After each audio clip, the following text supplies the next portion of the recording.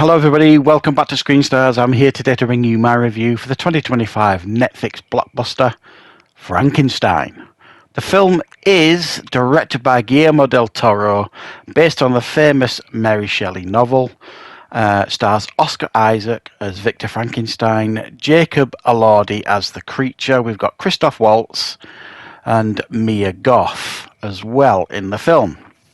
Right, okay, we kind of know the story here, but I will go over it a little bit for you. We meet Victor Frankenstein, who is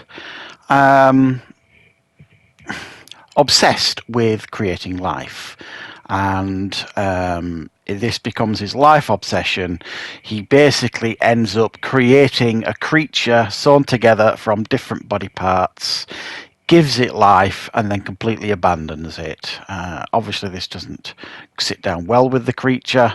He has to kind of fend for himself. And he seeks out his creator, and essentially it causes chaos. Right, what are my thoughts on Frankenstein? Well, Guillermo del Toro, we know, is one of the best directors out there. You know, his visual style is there for everyone to see. He's an incredible director, so there's every reason to be excited to see this film. Now, me personally, I am quite a fan of the 90s Frankenstein film, directed and starring Kenneth Branagh and Robert De Niro. I remember going to the cinema to see that when that first came out and quite enjoying it, and then couldn't really understand why the film got lambasted by critics and didn't do particularly well. I've always had a soft spot for that film. And that and this film do share a lot of the same DNA, because they're following, the novel, even though both of them took creative licenses in different areas.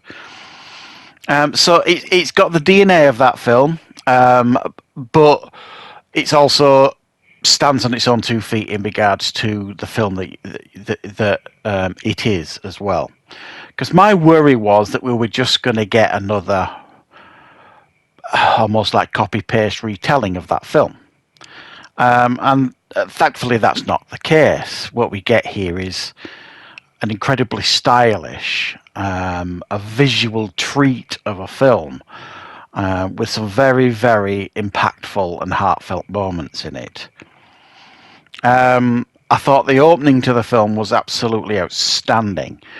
The whole bit with the boat at the beginning, where Victor Frankenstein is taken in by those Danish sailors, I think they're Danish, and the creature kind of attacks them, and just you can see the power and the abilities of the creature, just throwing them around like, they weigh nothing, these people, and taking bullets. And it was just a brilliant start to the film. I really, really enjoyed that. I mean, it got me interested immediately. And then, it slows down a little bit as it kind of introduces us to Victor Frankenstein, and how he kind of got to where he is on that boat. So he's telling his story to the captain of this boat. So we learn about his upbringing. His father's played by Charles Dance. He's got a younger brother. His mother died in childbirth. He wants to be a doctor, and then he gets obsessed with creating life, so on and so forth, and he ends up eventually creating this creature that he completely and utterly abandons, sort of thing. So it feels familiar in regards to the story, but like I say, it kind of puts its own unique flavour to the story, because it's just shot so beautifully, and some of the visuals are just jaw-droppingly beautiful. They really are stunningly done, and it's littered with fantastic performances. Oscar Isaac, I think, is a brilliant choice for Frankenstein. He comes off quite unlikable here. Well, very unlikable here. The Kenneth Branagh performance had a little bit more humanity to it. It's a very dark performance of Victor Frankenstein with very little humanity in him, to be fair. It's undeniably a great performance by Oscar Isaac, but I'm not sure I like the character. if that makes sense. Jacob Elordi as the creature. I wasn't sure what to expect. I don't know a great deal about Jacob Elordi. I didn't know what really to expect from the creature. But I thought overall, I think they did a good job with the creature. It's quite an imposing figure. The way the creature is kind of styled, I don't know. It almost looked like one of the engineers from Prometheus. You know what I mean? From the Alien franchise here and there. It was a unique styling for the creature, but more than that, I thought his performance was actually fine, especially in the quieter moments when he's searching for his humanity. You know, when he becomes like the spirit of the forest for that family. Again, the familiar part of the story.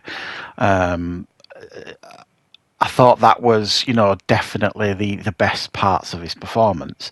And then when you get to see, the savage nature of him and the strength and the abilities that he's got, quite enjoyed that.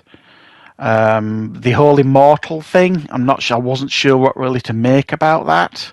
The whole thing that he can't die, but it is what it is. It doesn't spoil the film or anything. It's just another twist to it. And then you've got Mia Goth, who plays Elizabeth. Now, we know the abilities of Mia Goth. She's a fantastic actress and actually quite perfect for this role. My only criticism would be is I don't think they gave her enough to do, in my opinion, in the film. Other than, I don't know, be that connection for the creature sort of thing. I just feel as though she could have been given more to do in the film. That's just my thoughts. But it's a spectacular film in many ways. It's one of those where I know it has had a short run at the cinema, and I didn't see it at the cinema. I watched it on Netflix. But it does feel like one of those films that deserved to be on the cinema so that everyone can see it for like a longer run. I bet it looked absolutely fantastic on the big screen. Because it's just so stunningly shot and stunning to look at. The set design and all the visuals and everything was just great. And I thought the effects looked great here for the most part as well. I can't fault any of that, the production design, everything. I think Guillermo del Toro's attention to detail is second to none on movies for his movies in the most part. And it gets a little bit, I don't know what the right word, probably a little bit overly melodramatic at times. It becomes almost Shakespearean, and the things that they're saying to each other, it's just not how people talk. Even in those days, it wasn't how people talked. All this poetic stuff that they're saying to each other in like what would appear to be the most inappropriate times, as a character's dying, and they're just saying all this almost Shakespearean stuff to each other. So it does get a little bit melodramatic here and there. It does kind of lean into that a little bit here and there. And I think if it had done that for the whole film, it probably would have grated on me eventually. But as it stands, it's just a little bit of, I don't know, melodrama here and there in some key scenes. So I had a great time with this film. I thought it was a wonderful reimagining of this story. I thought it had enough similarities to the Kenneth Branagh version to appease me, if you like, because I'm quite a fan of that.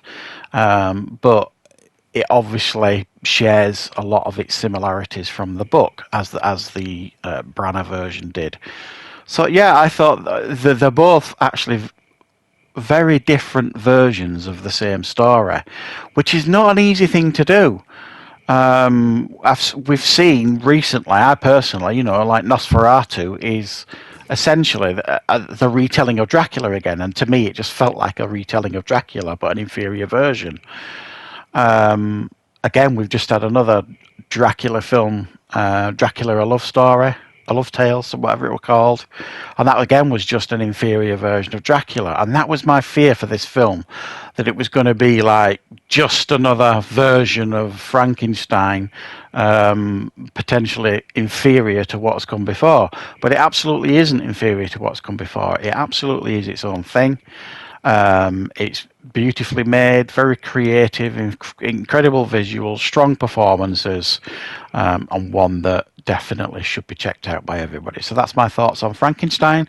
Let me know your thoughts, and I will of course be back with plenty more content on the channel very, very soon.